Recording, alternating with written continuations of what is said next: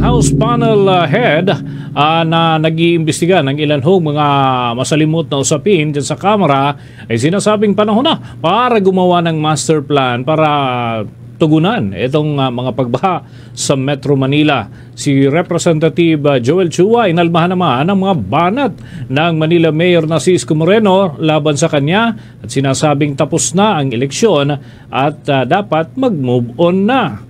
Yan at iba pang mga balita hatid ni Bombo Annalise Soberano.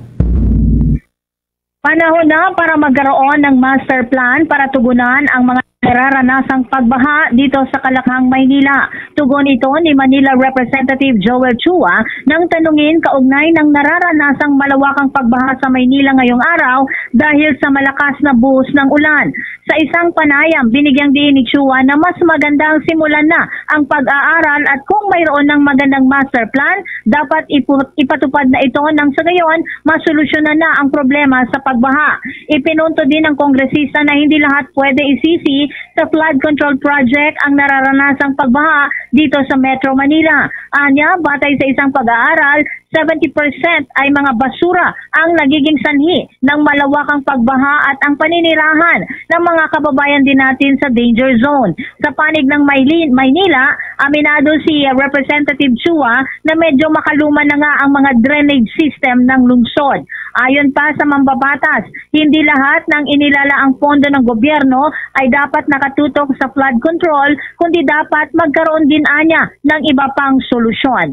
Pakinggan natin si Manila Representative Joel Chua. Siguro it's high time na gumawa na talaga tayo ng master plan tungkol dito sa baha. Dito po sa Manila, siguro insofar as Metro Manila na, hindi lang naman yung Manila ang baha, pati po din sa mga karatig nating mga lungsod. Yung baha naman kasi hindi lang ito attributable lamang sa flood control. Sabi based sa study, 70% ng sinasabi nila na nagkokos ng baha ay yung mga basura. So plus yung mga kababayan natin na nandoon sa mga danger zone. So siguro mas maganda na talaga itong lahat na ito mapag-aralan na at kung magkakaroon tayo ng maayos na master plan, siguro mas maganda maipatupad. Samantala, nananawagan naman ang kongresista sa mga kababayan natin na maging responsable at magkaroon ng disiplina sa pagtatapon ng basura. Controversial ngayon ang issue ng flood control project dahil sa mga nadiskubring palpak o substandard na mga proyekto at mayroon ding mga ghost project. Muli si Representative Joel Chua.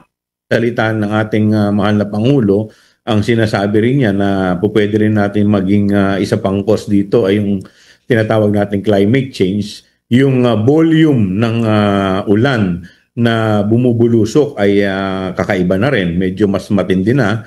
Plus yung mga drainage system ng mga ng ating lungsod medyo makaluma na. Plus the fact na marami rin mga binubungkal dahil nag-aayos ng mga drainage system.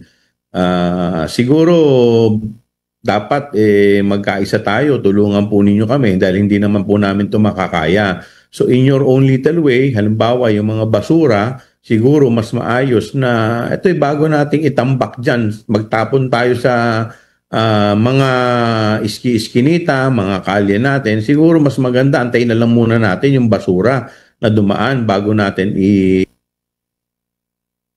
Samantala, pinalagan din ni Representative Chua ang tilang pagpapatigil ni Manila Mayor Isko Moreno sa kanyang mga community center project sa lungsod. Tinawag na PR stunt at pamumulitika ni Chua ang naging pahayag ni Mayor Isko Moreno na illegal umanong itinatayo ang Sentro Comunidad de Santa Cruz para sa kanyang distrito. Sinabi ni Chua, wala rin umanong demolition at building permits para sa naturang community center project. Depensa ng mambabatas, nagsimula ang proyekto noong 2020 kung saan hindi pa siya ang kongresista sa nasabing panahon. Ang dapat anya kinikwestiyon ni Mayor Moreno ang DPWH o ang Department of Public Works and Highways na siyang nangangasiwa sa approval, implementation at permits. Gate pa ni Chua, tapos na ang eleksyon at dapat mag-move on na sa away politika. Sa halip dapat magtulungan na lamang para sa ikabubuti ng mga residente ng Maynila. Dagdag pa ni Chua o hinamon niya si Moreno na kung imbestigahan ang sarili niya, bakit daw niya iimbestigahan ang kanyang sarili? Wala naman daw siyang ginagawang masama. Pakinggan natin muli si Representative Joel Chua. Tinatahulan niya ay ang DPWH at hindi po kami. Dahil wala na po sa kamay namin yung unang-una, hindi ko nga po kilala kung sino ang kontraktor niyan. Pangalawa, wala naman po tayong kinalaman sa bidding dyan.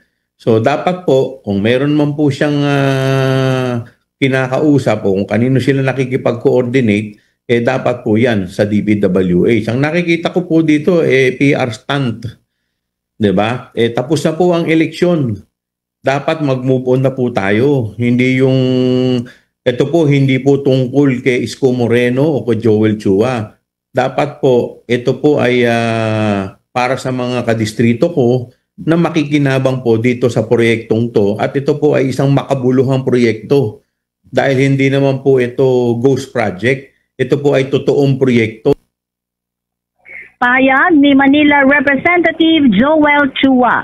Mula sa Kamara, Bombo Anali Montaño Soberano nag-uulat. And this is Bombo Radio Philippines, the #1 and most trusted source of news and information. Basta Radio, Bombo! For the most trusted source of news and information, visit our website at www.bomboradio.com. Follow us on Bombo Radio mobile app, Facebook, YouTube, TikTok, and X, formerly Twitter. Like, share, and stay connected. Anytime, anywhere.